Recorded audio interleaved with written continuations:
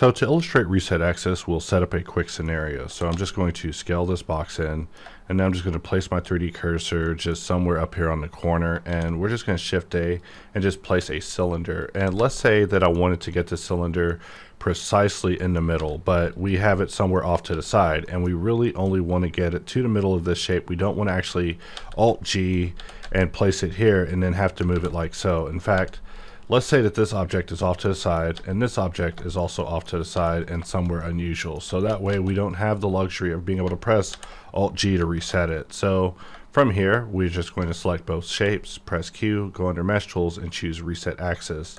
If we press X, we have basically reset it on the X. And if we press Z, we've reset it on both the X and the Z.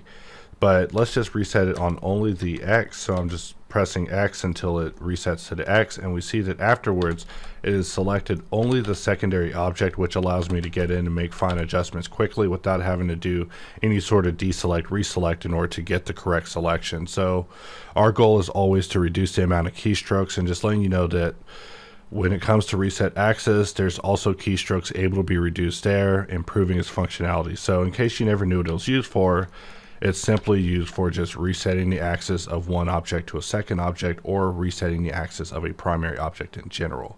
But typically I use it in two object scenarios where I select it, I press X to reset it on the X, and if I wanted to reset this on the Y as well, I can press Y, click. Now I have the object placed precisely in the middle of this object without me having to go through a whole lot of rigmarole, and I can continue on with my life.